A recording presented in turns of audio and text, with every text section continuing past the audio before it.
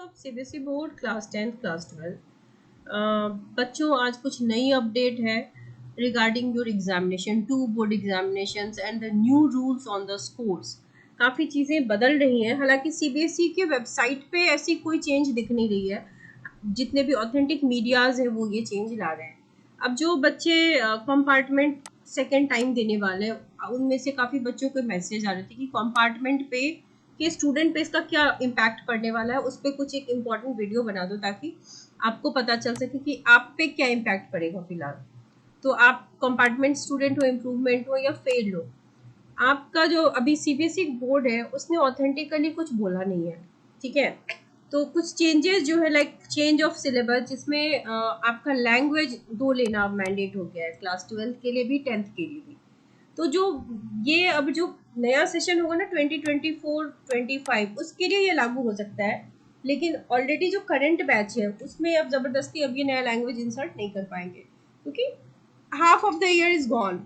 तो जो कंपार्टमेंट वाले बच्चे हैं आप स्ट्रेस ना लें, आपके भी इसमें आने के चांसेस बिल्कुल ही नेग्लिजिबल है अनटिल अनलेस सीबीएसई फिर से एक बड़ा ही सा झटका दे दे। हालांकि सीबीएसई बहुत ज़्यादा चेंजेस कर रही है तो it is very unpredictable and पिछले 2-3 साल से जो बैचेज हैं वो एक्सपेरिमेंटल बैचेज हैं सीबीएसई के लिए, जिसमें ये साल भी है। ठीक है, 2024। तो सिलेबस में ऐसा सच कोई बिग चेंज नहीं आने वाला है। जो सीबीएसई के वेबसाइट पे सिलेबस गिवन है वही आएगा। There will be no changes. कुछ पार्ट्स डिलीट हुए हैं सिलेबस में, मतलब नए पे डिलीट नहीं हुए, जब सेशन स्टार्ट हुआ था तभी डिलीट हुए थे। तो जो बच्चे ट्रांजिशन किए हैं 23 और 24 में उसमें देयर आर सम चेंजेस। तो you should look at the syllabus जो सीबीएसई के साइट पे गिवन है। आप वहाँ पे जाकर के देखिए, जो टॉपिक्स डिलीटेड हैं वो डेफिनेटली देख लीजिए क्योंकि अननेसेसरी नए टॉपिक्स नहीं पढ़ने हैं।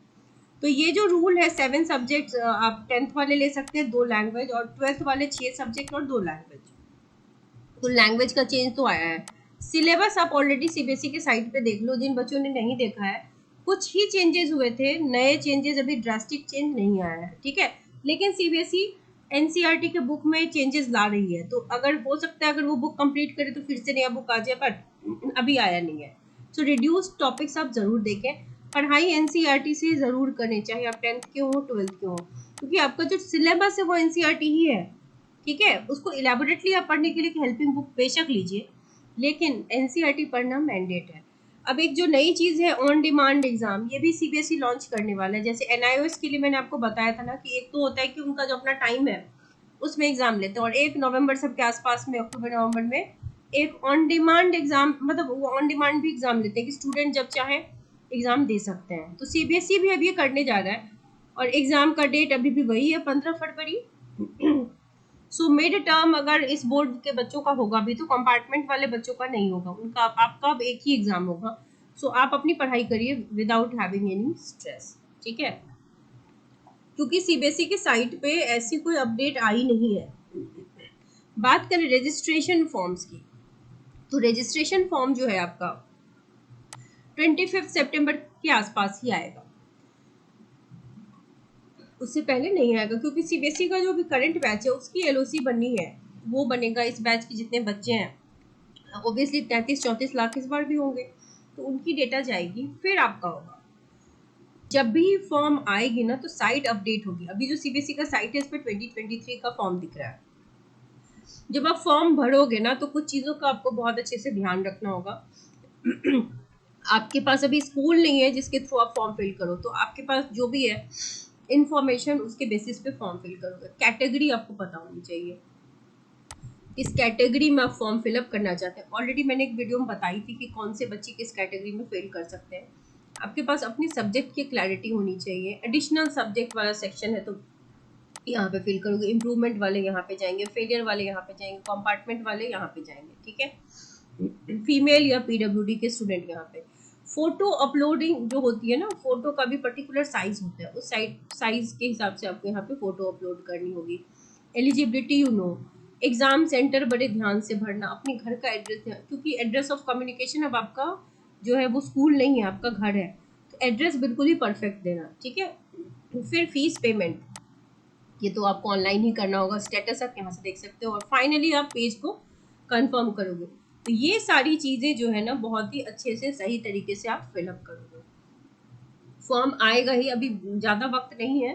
अगस्त बीतने दो, सितंबर के मिड के बाद से आने के चांसेस शुरू हो जाएंगे, और जब भी आएगा हम आपको चैनल के माध्यम से ज़रूर बताएंगे, क्योंकि फर्स्ट टाइम नहीं है, पिछले कई सालों से बताते आ रहे हैं। तो आपको इस चीज़ की टेंशन नहीं है, आपको पढ़ने का सोचना है कि आप कैसे पढ़ेंगे कि फुल स्कोर करोगे। ठीक है, टारगेट करो 70 आउट ऑफ 70। ऐसा कहीं पे रूल बुक नहीं है कि कंपार्टमेंट के बच्चे 70 में 70 नहीं ला सकते। कई बच्चे जो होते हैं वो फर्स्ट कंपार्टमेंट में भी 65 या 65 प्लस लाया है।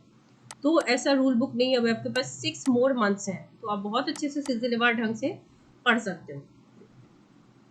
सो कंपार्टमेंट के बच्चों के लिए या फिर रेगुलर स्टूडेंट्स के लिए भी एक स्पेशल बैच है क्लास 10th के लिए और साइंस में, एंड क्लास 12th केमिस्ट्री। ठीक है, आप सबको एनसीईआरटी से पढ़ाई जाएगी, हाईलाइटेड पीडीएफ ऑफ एनसीईआरटी, जिससे आपको एग्जैक्टली पता चल जाएगा कि एनसीईआरटी में आपको भटकना नहीं है, क्या पढ़े क्या नहीं पढ़े, क्या पूछा जाता है क्या नहीं पूछा जाता है। हर चैप्टर के साथ आपको मैं हर क्लास में ये बताऊंगी कि दीज आर द पॉइंट्स जहाँ से क्वेश्चन आते हैं। तो be attentive in the class, ताकि आपको समझ में आए।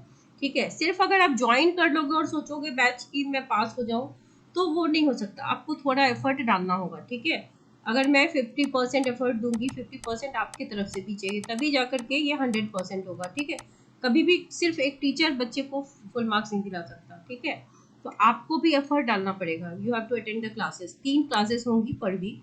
अभी वक्त है आपके पास, अच्छा खासा समय है, अच्छे से पढ़िए। और जो स्टूडेंट है जिनको कंपार्टमेंट 12th में लगी है, आप जैसे अगर मान लो कि आप पीसीएम के स्टूडेंट हो, पीसीबी के, तो फिजिक्स के साथ साथ मैथ्स और बायो भी पढ़िए, ताकि आप साथ में जेई या नीट का प्रिपरेशन अगर कर रहे हो तो दे सके, या फिर सीयूईटी भरोगे, क्योंकि आपको कॉलेज एडमिशन तो लेना ही है नेक्स्ट टाइम, तो उसकी भी तैयारी करो। Not only chemistry but other subjects as well, ताकि आप प्रिपेयर्ड रहो। So do not waste time at all, अपने समय का बहुत अच्छा सदुपयोग कीजिए। अब आपको स्कूल भी नहीं जाना, तो आपका टाइम वेस्ट नहीं हो रहा स्कूल जाके, है ना। स्कूल में एक्चुअली टाइम वेस्ट होता है, क्योंकि किसी भी बच्चे का स्कूल जाकर के एग्जाम की तैयारी होती नहीं है। हर बच्चा, लगभग हर बच्चा, 12th का तो ऑलमोस्ट हर बच्चा ट्यूशन लेता ही है, 10th के बच्चे भी लेते हैं, कोचिंग जाते हैं, कहीं ना कहीं ओवरटेकिंग है। तो school is not sufficient, almost all schools are not sufficient. तो बच्चों को हेल्प लगती है, तो अच्छी बात है कि अब आपको ये पॉजिटिव साइड है कि you have enough time to prepare. ठीक है, तो प्रिपेयर करेंगे आप, या आपको हम notes, practice session, everything will be provided to you. और अगर आप इंटरेस्टेड है कोर्स को ज्वाइन करने के लिए, it will be 6 months course.